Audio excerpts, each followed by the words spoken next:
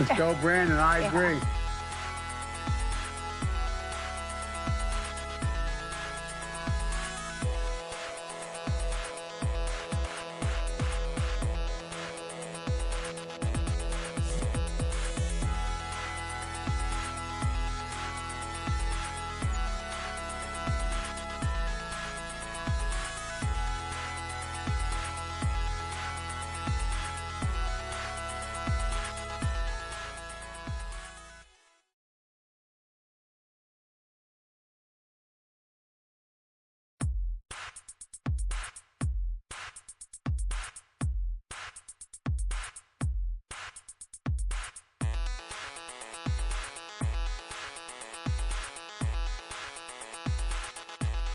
If you're a broke boy, just say so.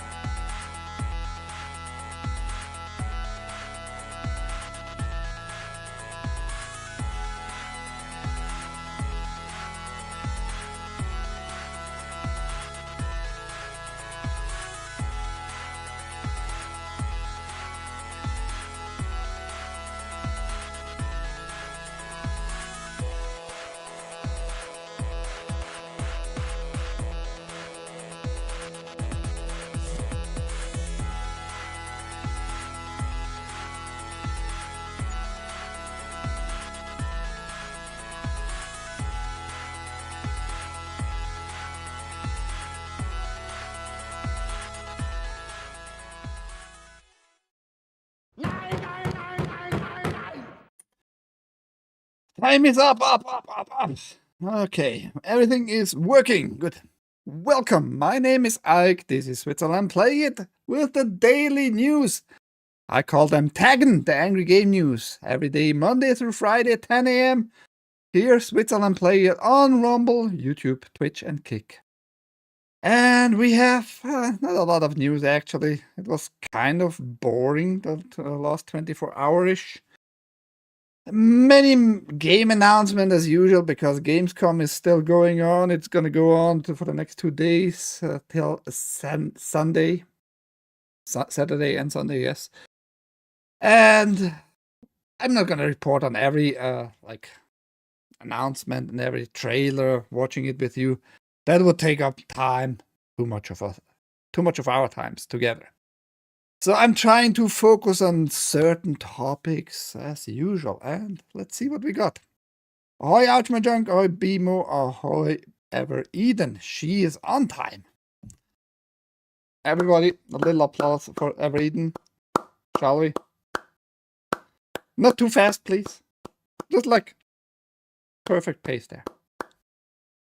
Good to see you.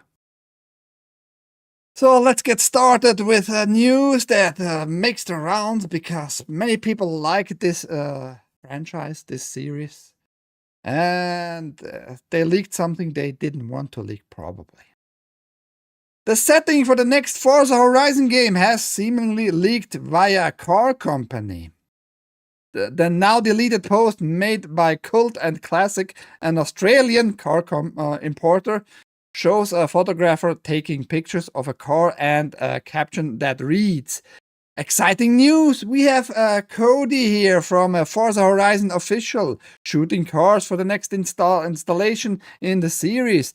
As there are no late model K or whatever cars in America, he has flown out from the States to use our cars as the basis for their digital versions." And here you see the picture before it got taken down. "We are huge gamers here at Cult and Classic, and it is an honor to be supporting Forza and making key cars accessible virtually for people who can't have them in real life. If you buy a car they've scanned We have a prize for you too. How good. And those are those key or K cars from Japan. Very famous there. Small little zooming cars for companies mainly to take people up, employees, and put them to your company. Ahoy, unfolding! Look, Beamer is applauding you, Evereden. The reference to K-cars likely points out a future game set in Japan. A K-car is a category of car native to Japan, which is the smallest expressway legal motor vehicle. These cars are typically used by laborers or farmers. Virtually all K-cars have been produced in Japan, meaning that it's extremely likely that if the cars are being scanned in details, it's for use in title set in Japan. Not necessarily. Maybe the license plate also points to that. But given the license plate is with not a Japan, not a kanji like script here, might be in Australia itself. Just because they have some there. Because Australia, like near to Japan, maybe they got more of those cars there. Evereden might support that theory of mine. I don't know. Following its release in November 2021, Microsoft claimed Forza Horizon 5 had enjoyed the biggest launch in Xbox history at the time, with more than 10 million players in its first week. Earlier this year, the game was released on PlayStation 5, where it quickly became a massive hit for Microsoft.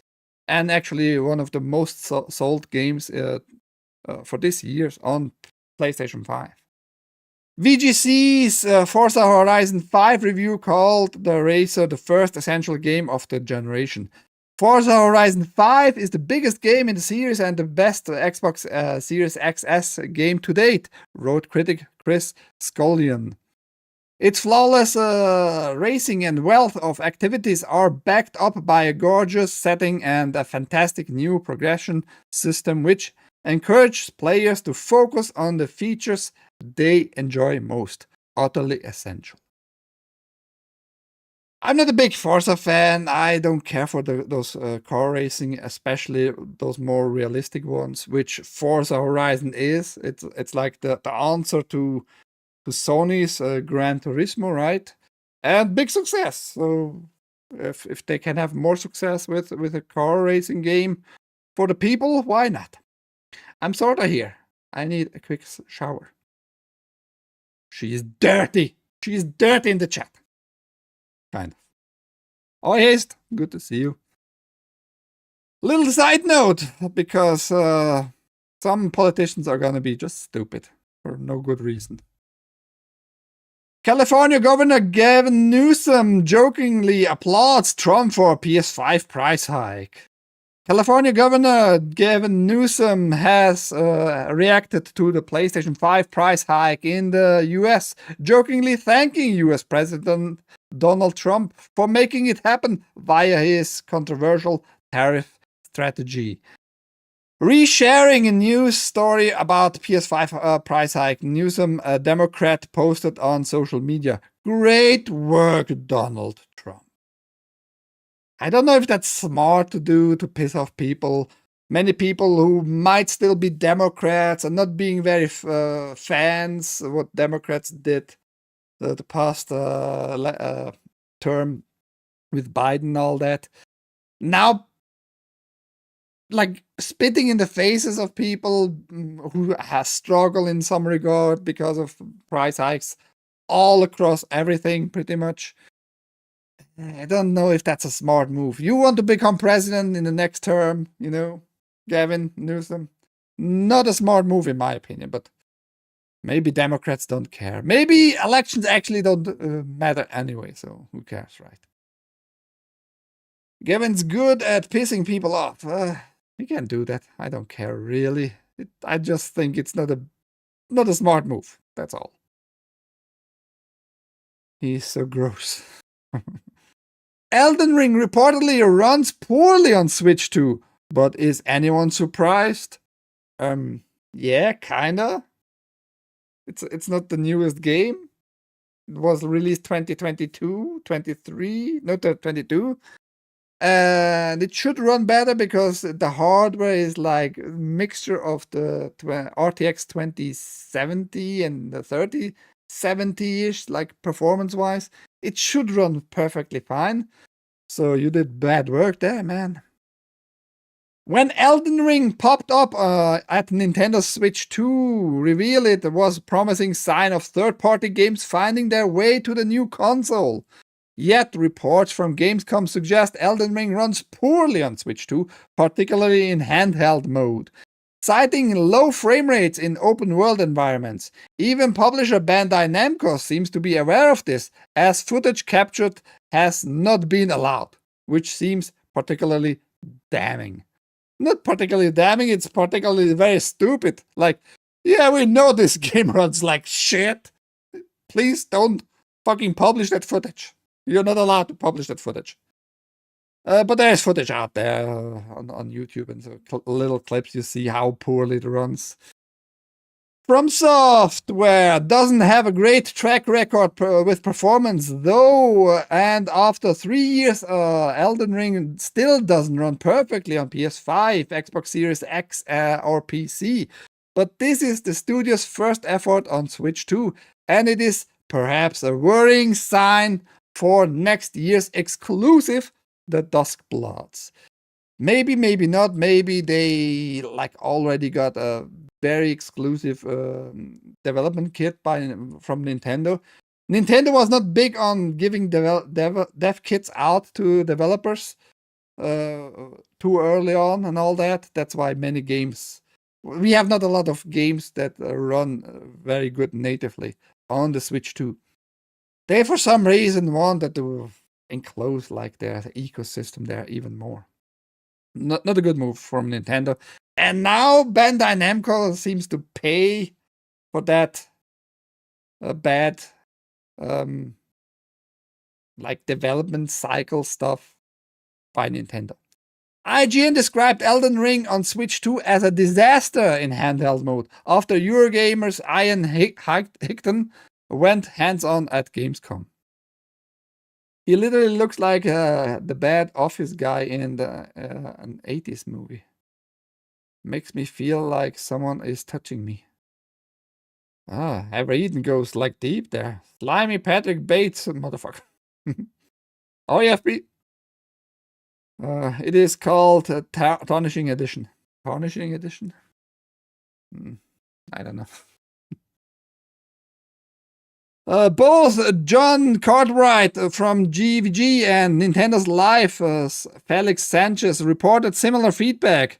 Cartwright noted how fog in the distance caused the frame rate to plummet, and while the game runs at 30 FPS, it goes well below when anything a little bit challenging comes up, including bosses. He was able to test the dog mode, which was better but not perfect. It's certainly disappointing to hear, especially when Elden Ring does run perfectly fine on PS4 and Xbox One. Not to mention the Steam Deck already provides a handheld mode with steady performance. So yeah, that's just weird why it runs perfectly supposedly on PS4 and Xbox One of all consoles there. And Switch 2 has a way better performance than Xbox One, actually. Like, at least on paper. I would need to really see it with myself and feel and all that. But yeah, it's just weird that it runs perfectly fine on PS4 and Xbox One, but not on a Switch 2. Which they had time to develop, to adjust, because of other consoles too, like the ports on PS5 and Xbox Series XS and PC. And PC has a wide fucking range of different hardware, so it's just weird why it runs better on older consoles there. Elden Ring remains without a Switch 2 release date beyond this year, so there's still time for fixes to implement it. I don't know if you should, like technically sounds wrong, fixes to be implemented. You like exclude bugs, not implement fixes. You make the code work better. Just a little bit weird wording there, maybe. But that's just me. It's the first From Software developed game that to make it onto the Nintendo Switch family. There's been no mention of an external team handling the port, as the previously released Dark Souls Remastered was handled by Virtuos, who had a round of layoffs a few months ago. Or weeks, not even months. But it won't be the last. As revealed earlier this year, From Software has the Switch 2 exclusive multiplayer game, The Dusk Bloods, on the way.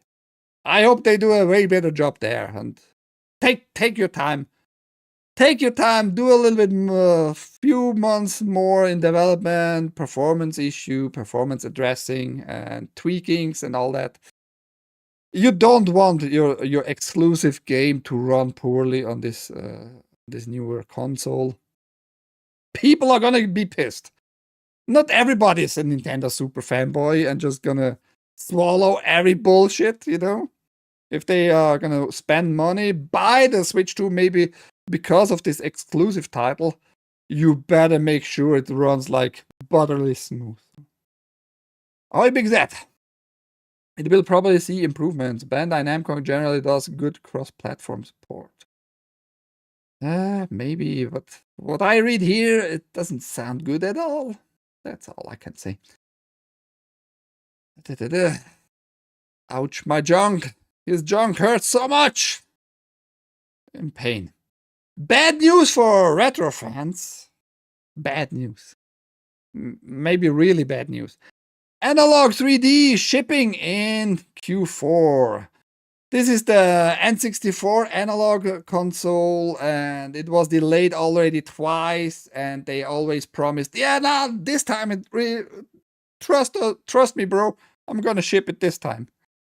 And they are just gonna delay it again. I reported on the last delay like 5 weeks ago, 6 weeks ago, something like that.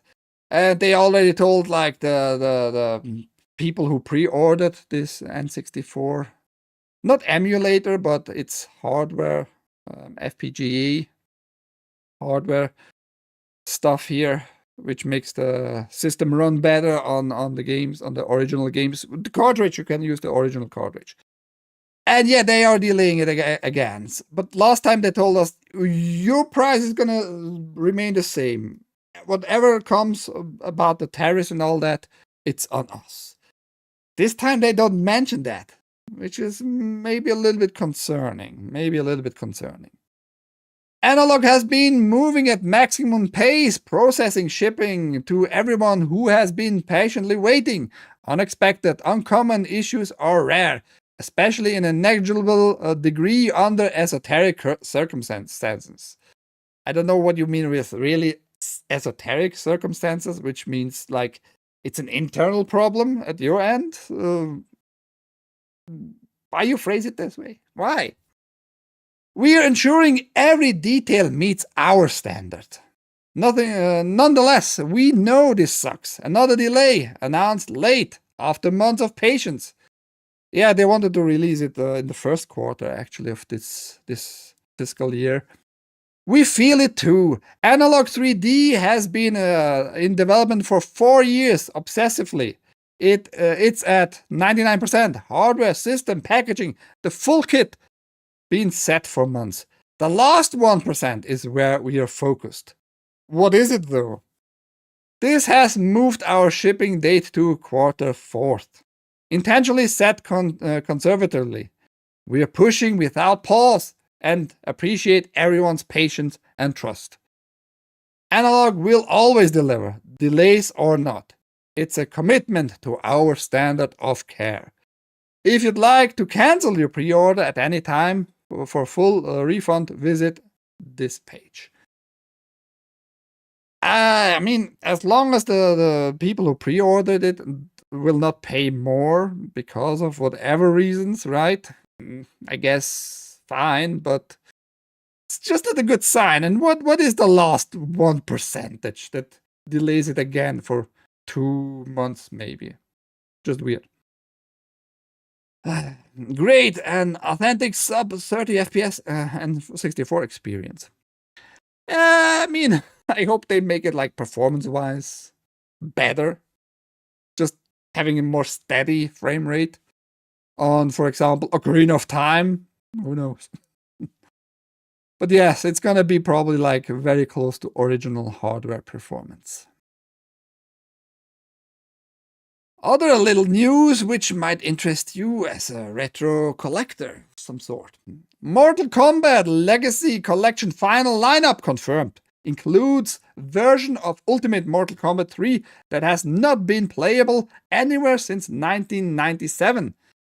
Publisher Warner Bros. Interactive Entertainment and developer Digital Eclipse announced Mortal Kombat Mythology Sub-Zero and Mortal Kombat Special Forces, 2 rare PlayStation-era titles that have been unavailable for decades, are in Mortal Kombat Legacy Collection. Also revealed today is the collection's inclusion of an Ultimate Mortal Kombat 3 version that has not been playable anywhere since 1997. The WaveNet edition of Ultimate Mortal Kombat 3 was originally developed to support Midway's WaveNet online matchmaking service for arcade machines, Warner Bros. Explained. This unique edition was the only arcade release to feature Noob Saibot as a selectable character, now emulated and preserved for the first time in history by Digital Eclipse. The WaveNet version debuts in Mortal Kombat Legacy Collection. And here you have the final lineup. You can see all the titles which are included in this collection. Mortal Kombat 1, 2, 3, Ultimate Mortal Kombat 3, which we just talked about, Mortal Kombat Trilogy, Mortal Kombat 4, Mortal Kombat Mythology Sub-Zero, Special Forces Advanced, which was on the Game Boy Advanced, Deadly Alliance, also Game Boy Advance, and Tournament Edition. I tuned out pretty much at Mortal Kombat 2. I just was not interested. I was more the Killer Instinct guy from there on. Like the Super NES generation. Loved Killer Instinct, still love it. I should get a Super Nintendo actually.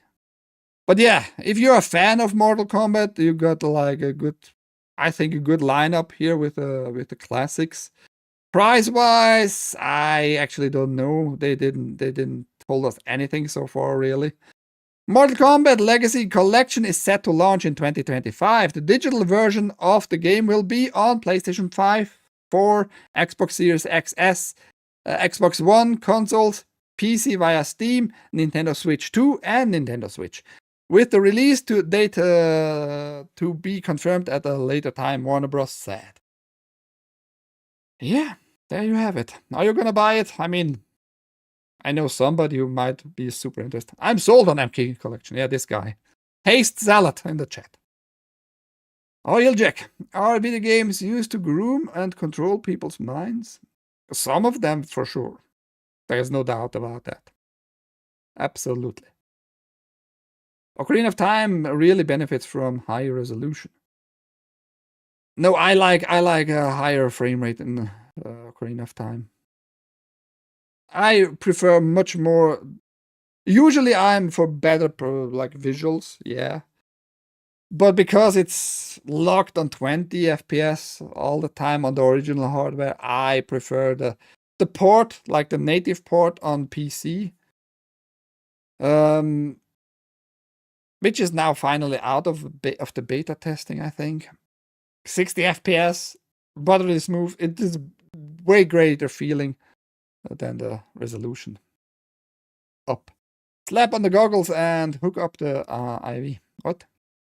I'm only interested in Virtua Fighter for new fighters. Besides this one, right? Haste. Little side note for fans of horror and Rob Zombie maybe. Rob Zombie's horror flick The Devil's Rejects finally getting a 4K Blu-ray in October. Go check out the link down below in the video description to the pre-order, I think. Maybe you can... Yeah, pre-orders are already open.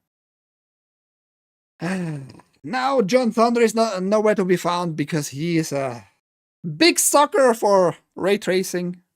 He loves ray tracing. I don't care myself. But this news, kind of news, might be something for him. And let's just watch like a little clip from this, because we have enough time today. So this one dude called Tadpole3159 did one level from the original Call of Duty 2. What was it called? Fuck, forgot. The level was called Quarantine or Quarantine, whatever. He did the whole level, and it just looks amazing. Puts in new technology, the RTX remix, to get the ray tracing right. Let's just listen to it a little bit. The differences are night and day. Not just because the RTX remix version allows you to change the time of day to any you please, but also because nearly every single asset, texture, piece of geometry on this map has been... He did it. It's one dude, supposedly, who redid everything by himself, like texture, like he mentions here in this video. And with in the video, I mean the guy from Digital Foundry, who looked over it. And you see like high detailed, a little bit different design of this truck. And upraised to an incredible level of detail. Stony masoned walls have been remade with ultra high resolution displacement textures, giving them a craggy, centuries worn appearance.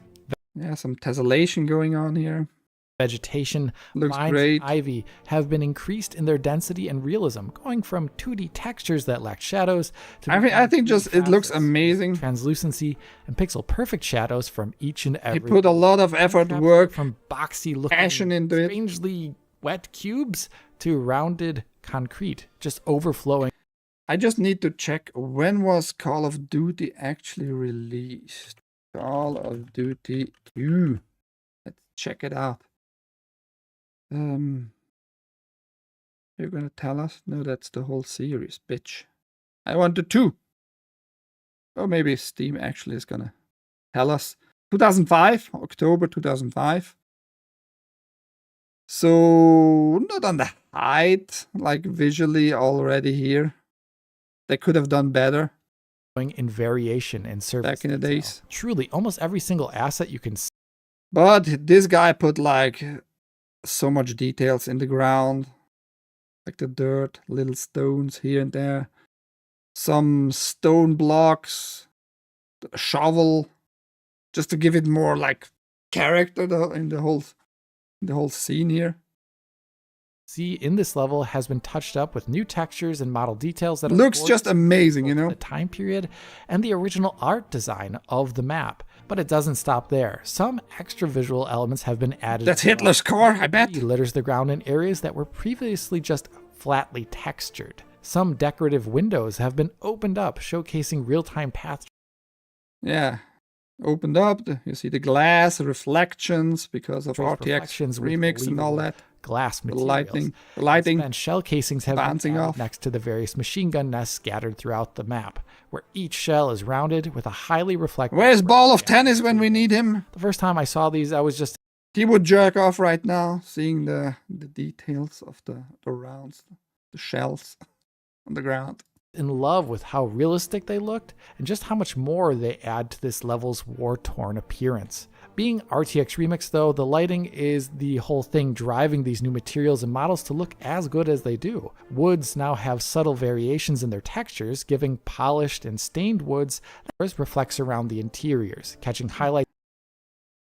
I mean, that part depends on the light itself. If it's like more cloudy, you're gonna get this light too. So it's not always a sharp fucking cornered shadow just because of ray tracing. Ray tracing is gonna be like in cases like this, if it might be like a cloudy scene, like scattering the light rays and all that. That's where you see if ray tracing is done really good, you know. Hitler's Benz had ray tracing. in real life. Anything Yes. more specular, like Like water Godzilla. paint, and then diffusely bouncing around the duller walls that have been covered in complex patterns. So I'm not sold on stuff like that. You know what I mean? Because light can bounce in this way too. Depends on how shiny it is outside, right?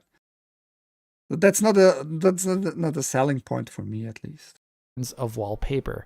Nearly any tiny detail you can imagine here has been flushed out with But yeah, he did like an amazing job overall. So I don't know this tadpole who that guy is. I just can say if he has no job in development in any game company, in any studio, Activision, today's Microsoft, should get in contact if they haven't yet with this guy. You know, get in contact with Tadpole 3159. Give him money. He probably has not a lot of money. That's obviously a passion project of him. He just wanted to show his talent here, and he did show it. If he has no job yet, give him a fucking job. Give him just right away, just 1 million. Just tell him, here's a contract, work for us, 1 million. Start off on that. You're gonna get another 500,000 for 5 other dudes in your development team there. Make Call of Duty 2. Do a remake in that style. Just a remaster with RTX remix. Here's this money. Do it. If this dude has no job, he gladly will probably do it for that amount of money. Just out of the gate. Make the contract. Yeah, you have time for about 3 years. We don't know how long it took him really. So, man, Activision gets like a showcase here by this guy with this mod. And in the end, it's just a mod, right? Remodeling. But yeah, Activision is probably not going to be that smart. Maybe this dude is too smart though. Maybe this dude just shows off, and now all kinds of studios apply for his recruitment to their studio. Who knows? COD 2 looked great on PC and 360. Yeah, I mean, back for 2005, it was fine. Nothing against that. Probably more likely he will get like a cease and desist instead of a job. I don't know about... we don't hear a lot of stories Activision Blizzard being like that when fans do stuff like that. They are not Nintendo, right? So, who knows? I feel old. You're old, Everyden. You are old. Just age with grace. That's all I can say. Eva Braun was a tracer. And no, Hitler did not kill himself. At least not in that so-called bunker. But yeah, this guy did an amazing job. I now actually want to get this thing if it's available, and maybe you can play it multiplayer. Kind of very interesting. Good job there. News from people who love that stuff. I can't stand it actually. I don't like those extraction shooters. But many people do. That's how we need to report on it.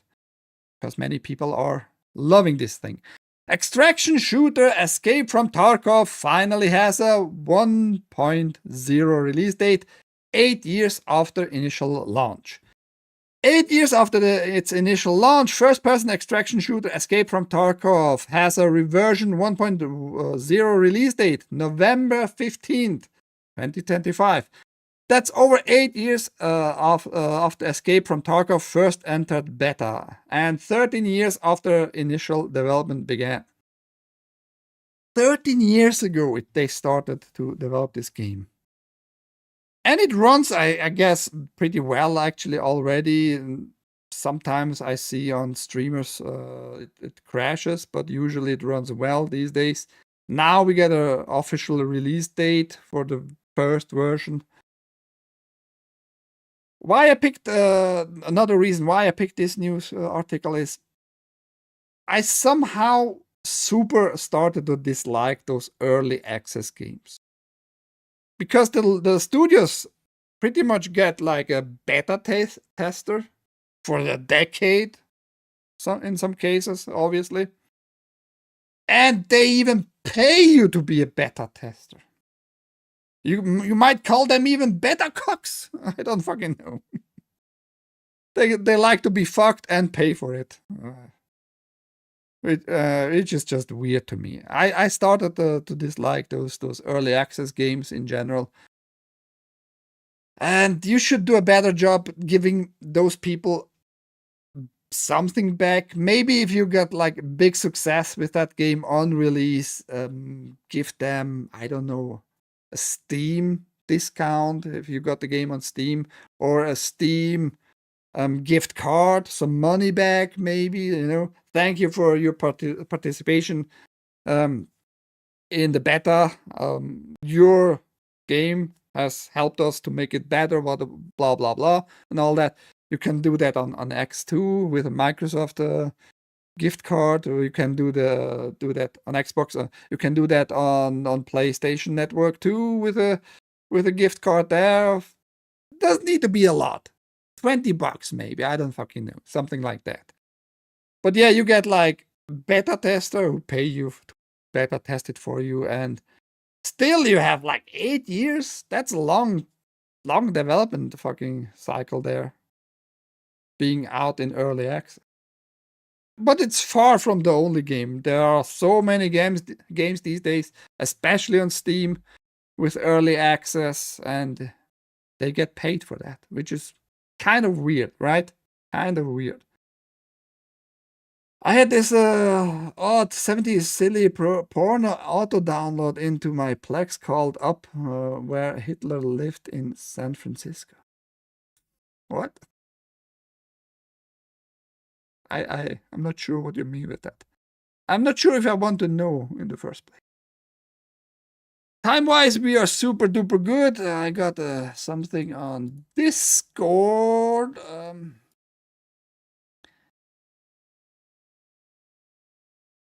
Okay. Something that has nothing to do with my show. Yeah. Let's get to, before we go to the big news here. Let's shit over James Gunn and his products a little bit more. That's what we do here on TAGN. Every day, 10 a.m. Eastern. Superman just beat Barbie in summer movie milestone. You might think, what happened? Is Superman just beat Barbie in a summer movie milestone? What happened? We need to read more. And while we read more, I'm gonna tell you why this lady here, Amy Hart, we can look in her profile just to clear our mind about her. First, a little bit, how about a little diet? I'm not telling you need to, but maybe it will help your health. I don't fucking know. Amy Hart has been a games, entertainment, tech, and culture reporter and critic for over 7 years. She has been featured in the Makers of Now series from Jezebel for her LGBTQ plus work within the game industry. And there you see the problem, I think. I might be wrong, but I think it shows a little bit of her intelligence in general. Because she tries either to fool herself or fool herself and every fucking reader out there. Let's get going. The success of James Gunn's David Cornsworth-led Superman film cannot be understated. No, it for fuck's sake, it has kind of success, but only domestically in the US. Globally, it's a fucking flop. Everything is considered a flop. Maybe it's a tanked flop, maybe it's a super flop and all that. You have also different variations there in flopping. But if your movie did not make the money back to break at least even, it's a fucking flop. a major flop actually. And we talk about hundreds of millions of US dollars here, which have to be made more in theaters to break even. Not only has it grossed 560 million worldwide, but now the Man of Steel has broken another milestone in joining the 2 million watched Letterboxd club in just 45 days. I'm gonna remind everybody, the movie, including marketing, at least cost Warner Bros. And DC Studios at least 350 million US dollars. Now you need to do at least just roughly twice the price of that production and marketing cost to break even. Very simple calculation. And is 560 million US dollars, is that even close to 700 million US dollars? If you're not super retarded, if you're not like the master and retarded in all the ways, you see that it is 140 million US dollars short of, I mean, now it's a little bit closer because she reports on older numbers here. It's still 120 million short of breaking fucking even globally. But, I mean, LGBTQ minds, right? They can't comprehend one-on-one. The previous record was held by Greta Gerwig's 2023 film Barbie, which reached the incredible milestone in 104 days. Now, many people would ask, Letterboxd? What is this lady talking about? If it's a lady at all, right? She is talking about this website, Letterboxd, where you can gather with other people to rate the movie. Big deal, right? And it has been rated and claimed as being watched in 45 days by 2 million people. That doesn't tell shit, really. Let's continue. She explains it herself. It explains it herself. As clearly stated by the club's title, this means that the 2025 Superman film has been watched and logged by over 2 million Letterboxd users. At the time of writing, the current number stands at 2,023,506. And much like Superman himself, I don't doubt it will only soar higher and higher as it goes on. So what? That's so stupid. So fucking stupid. It's a great milestone that speaks about the growing popularity of Letterboxd. Maybe that's the case, yes.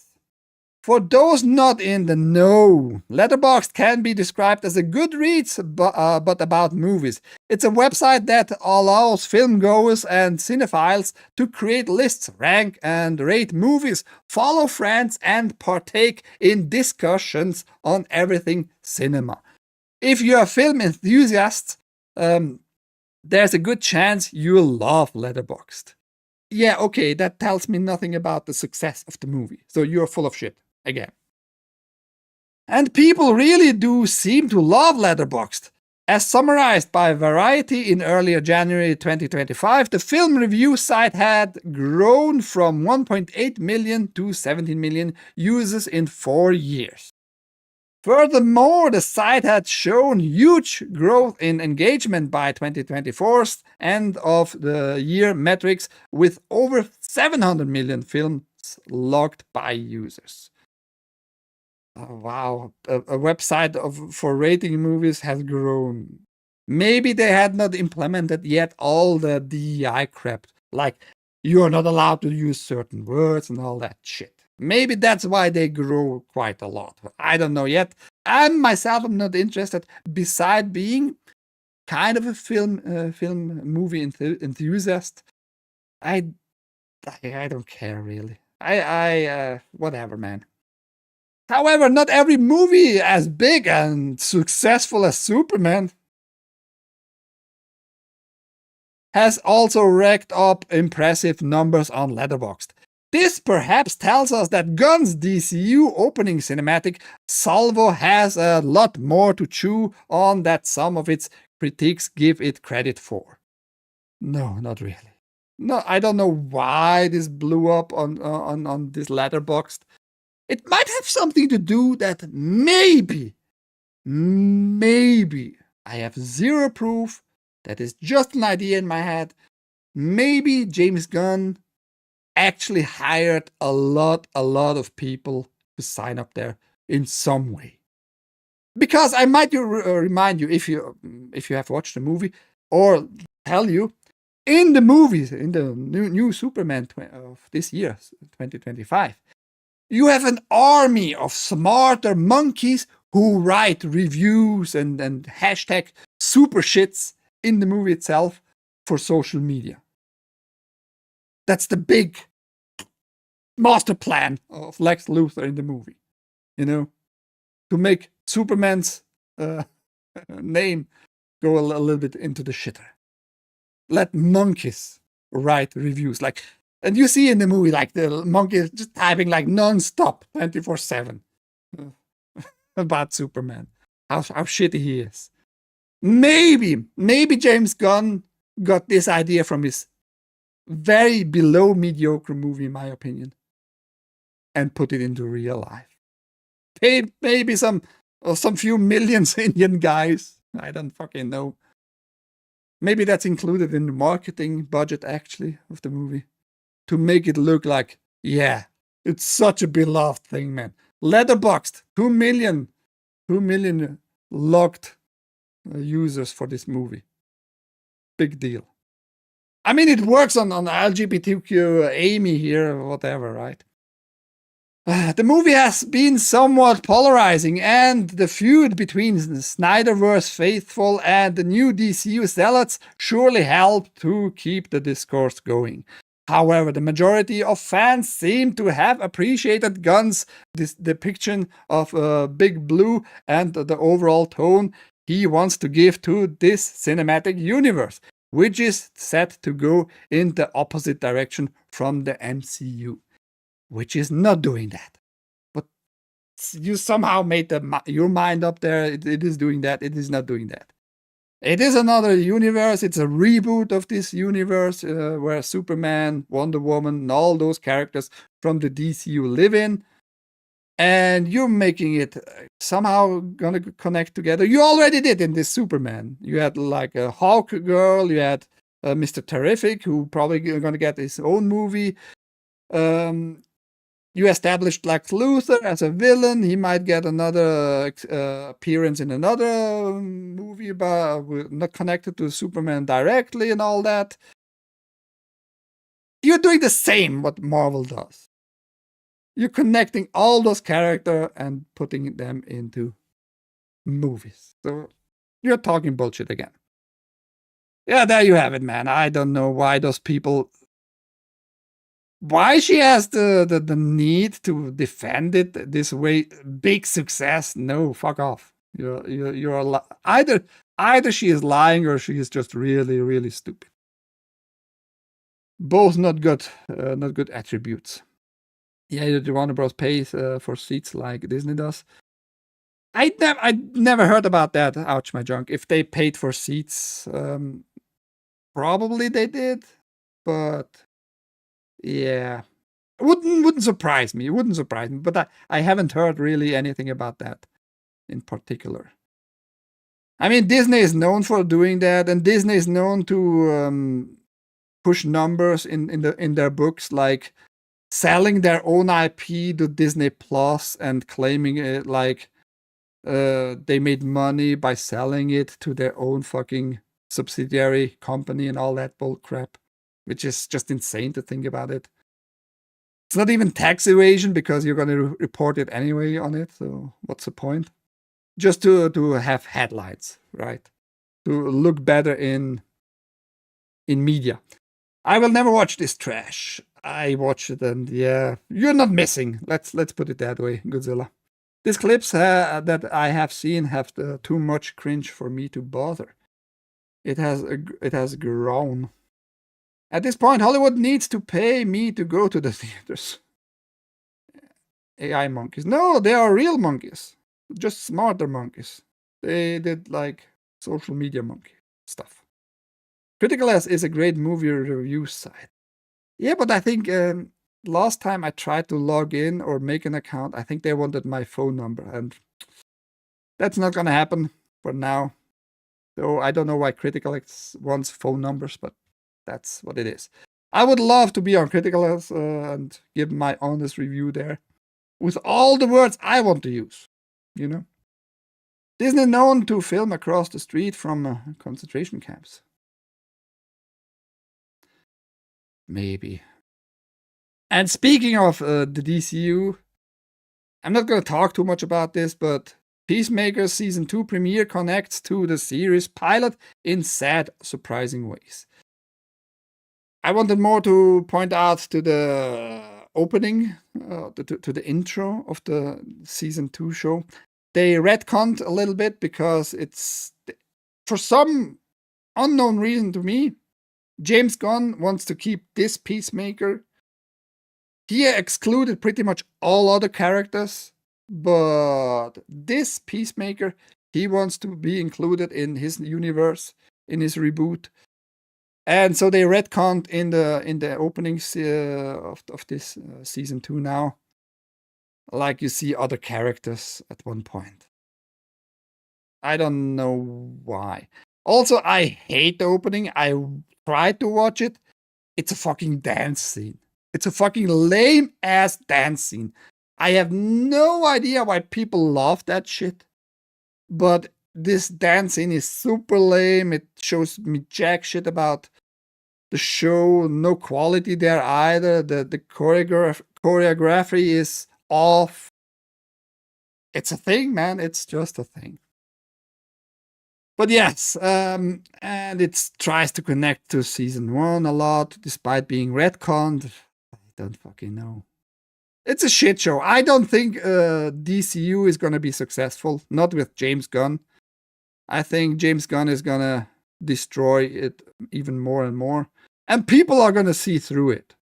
Many normies are for now like, oh yeah, Superman, cool, yeah, great, whatever.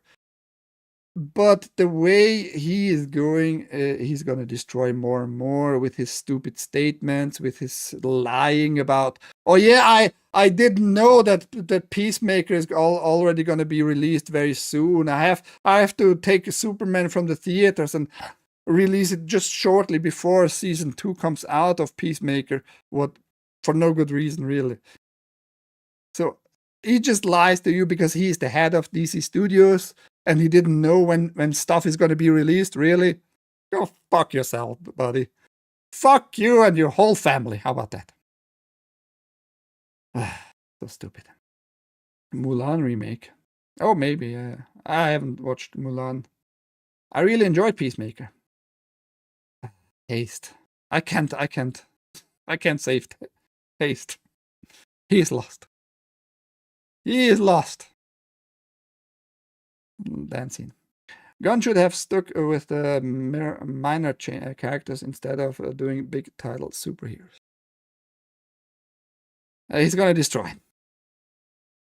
Now, somebody who has seen probably not destruction and he doesn't want to do to have anything with it anymore is this guy. Bungie boss Pete Parsons out after 23 years. Yeah, he's go bye-bye. Says bye to Bungie.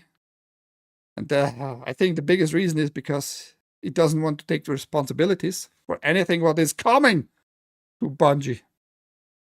Bungie CEO Pete Parsons is leaving after 23 years. Fellow veteran Justin Truman will take over as the storied Halo studio struggles with flagging interest in Destiny 2, the delayed launch of Marathon, and a painful Sony integration following a sky-high $3.6 billion acquisition back in 2022. That's the question. Did Sony made a good deal here? That's a lot of money. $3.6 billion for a company that has pretty much only one franchise left, which is Destiny, which has only this kind of very successful IP, right? Marathon has to be seen. It's an old franchise. 1994-ish, the first marathon was published, I think, on even Mac OS, which is weird, right? You might have paid a little bit too much, Sony. Just saying. 3.6 billion? Maybe you did a bad deal. And don't tell me like Sony is super smart either. Do I have to remind people about the game Concord? Sony owned Concord. At least 200 million production and marketing stuff.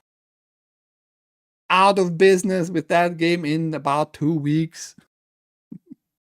The game was just shut down. The servers were shut down after not even 2 weeks. You know, do I have to remind people that Sony doesn't do always smart money, financial decisions there? Yeah, whatever, man.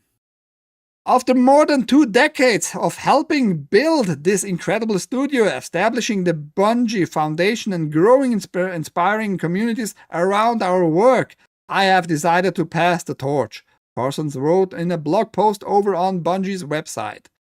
Which at least I find that great. You're not just doing it on X like many others do. Like you do it on that platform where people should get their news from and where you should write the news in general. Not only on X. X is not live, just saying.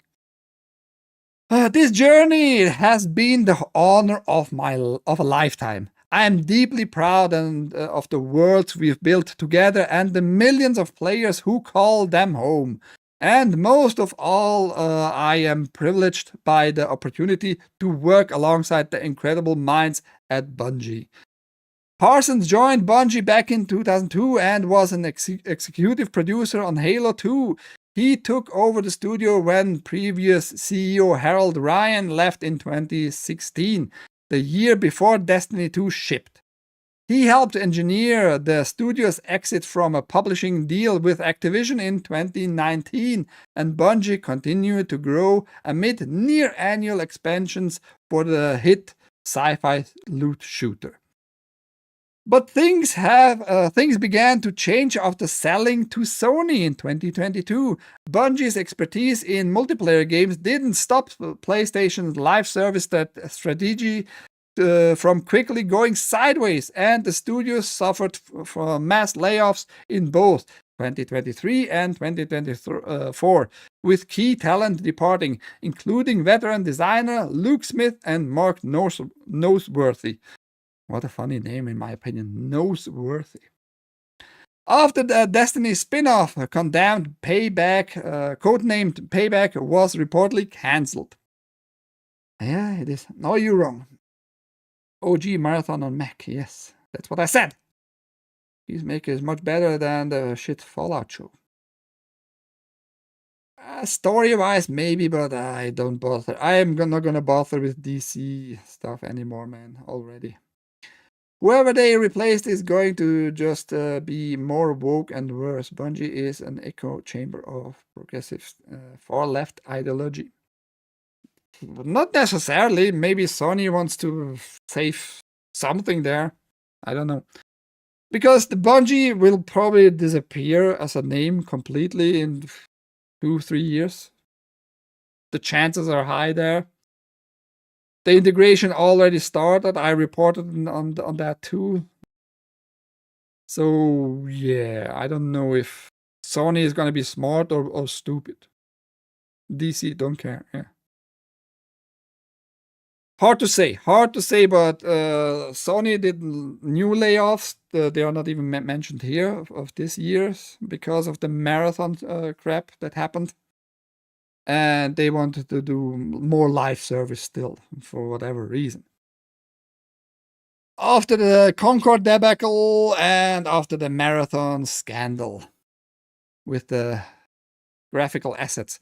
When I was asked to lead Bungie in 2015, my goal was to grow into a studio capable of creating and sustaining iconic generation-spanning entertainment, Parsons wrote in his goodbye post.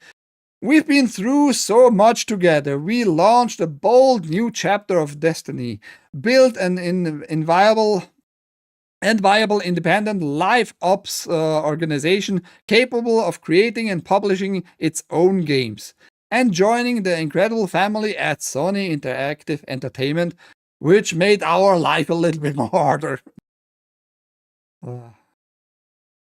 More recently, Bungie has faced an uphill battle with Marathon, the extraction shooter revival of one of its oldest franchises.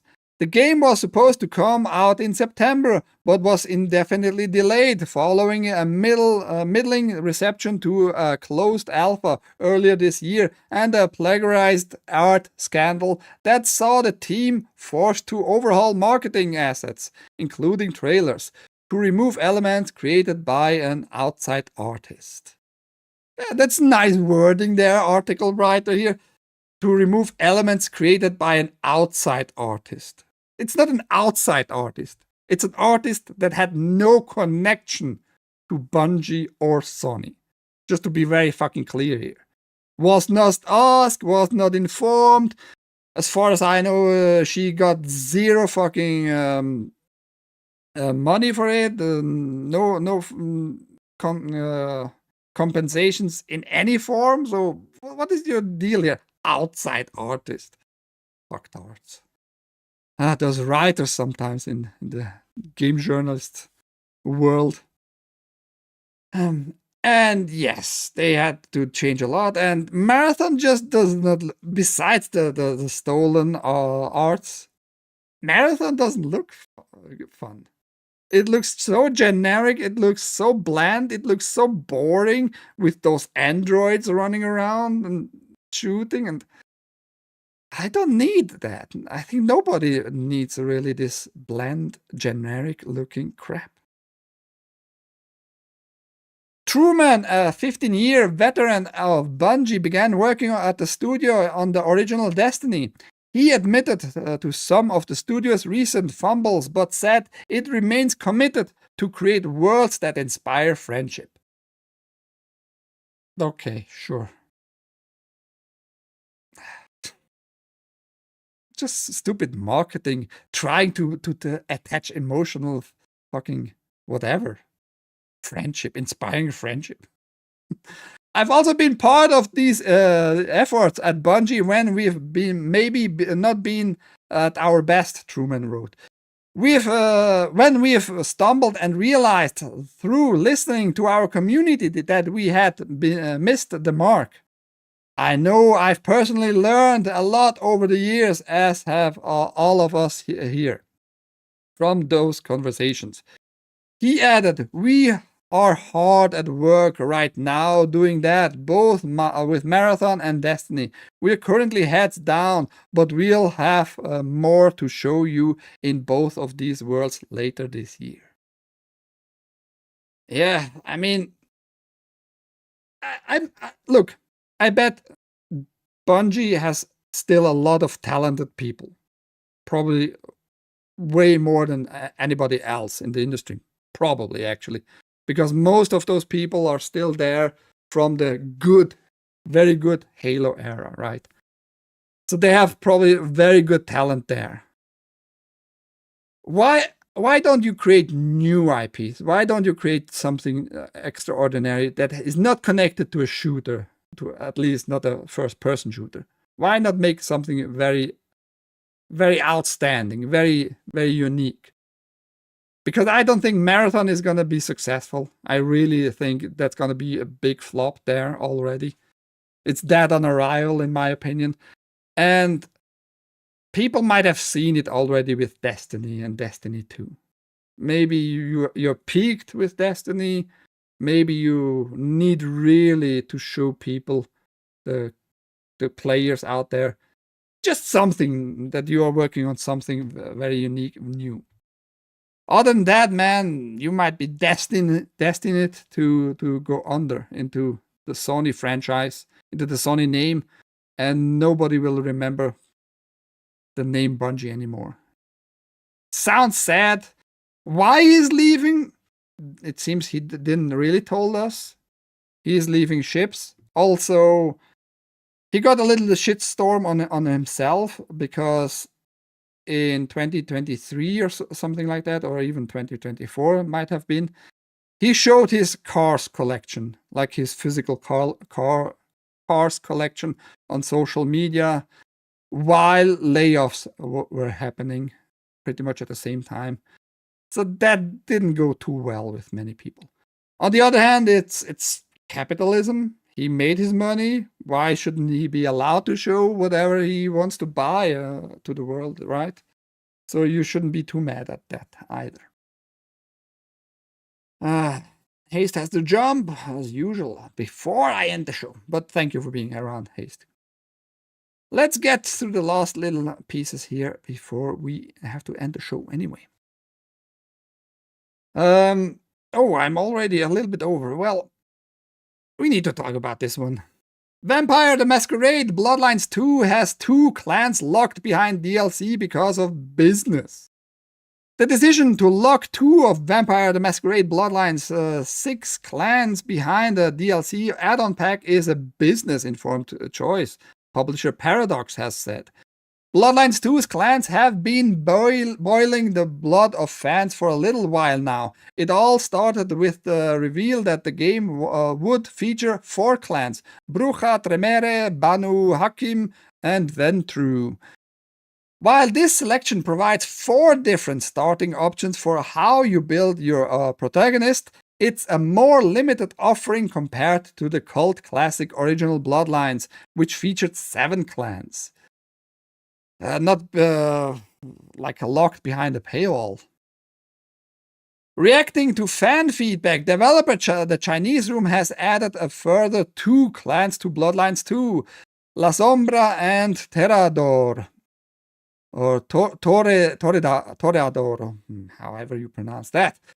But these are only available as part of the Shadows and Silk add-on pack, which cost $21.99 or $22 as DLC, or is included as part of the $89.99 or $90 premium edition. That's a hefty price there, man. The standard edition costs $60. This DLC is available from day 1, which has created the impression that the full roster has been carved up, with only those paying extra getting the complete launch experience. Some fans are now feeling like a vampire caught in the sunlight, especially because Toreador was a clan available in the original Bloodlines and is considered fairly significant to the Vampire Masquerade mythology. I had never played the first one, so I don't know, but I see why many people are really pissed. And I am pissed by the fact alone that it's day 1 stuff. It's not like they needed more time. They needed to do more work. The work already was done. Just another case of making money with the fan emotions there, with the fan attachment. I loved Vampire Bloodlines once. Toreador. Okay, whatever. What the team has done here is make these 2 clans accessible on day 1, while still understanding the original experience is going to be with the first 4, said a Paradox representative. You hear fan feedback and you're like, okay, you know that they want to see 2 clans. It's highly sought after. At the end of the day, business-wise, game development takes time. They continued. And the 2 clans in additional content that does get created. So instead of making it through day 30 content, making it day 1 content allows it to be available for those players who have been asking for those 2 clans the entire time. And like I said, it's business.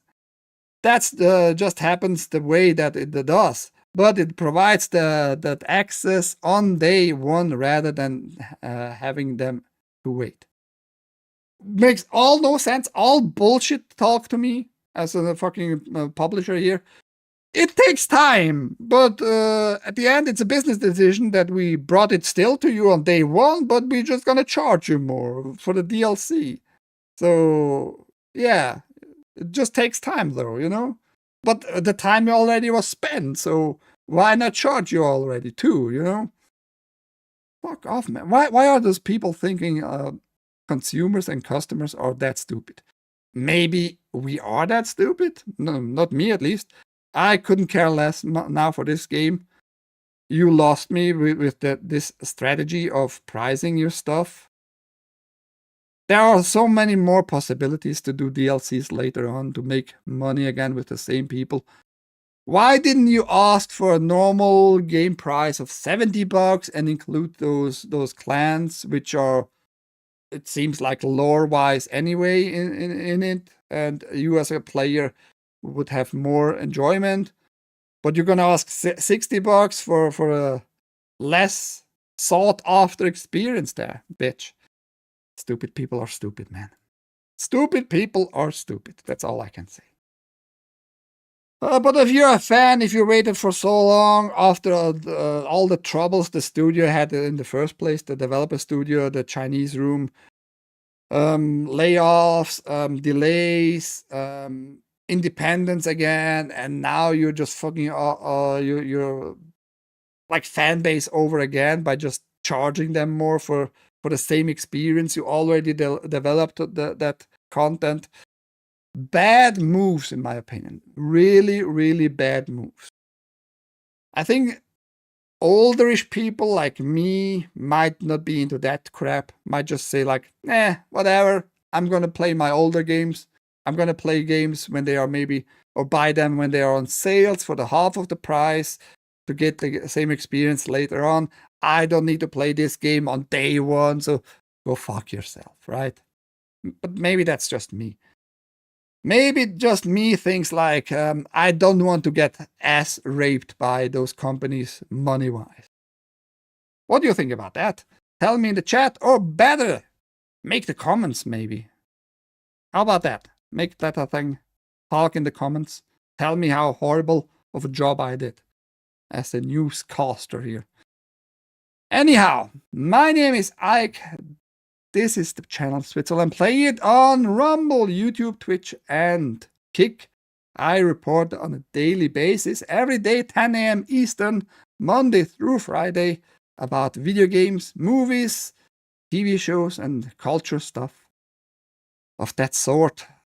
And I hope I brought you something new, something to your attention, to learn from it, to maybe have some spasms in your room there. I don't fucking know.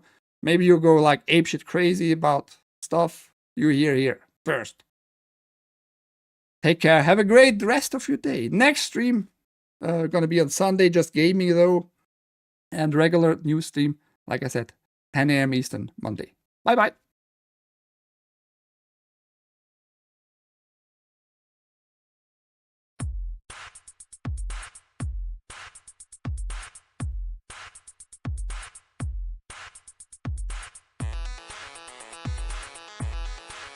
Microphone, why don't you go off?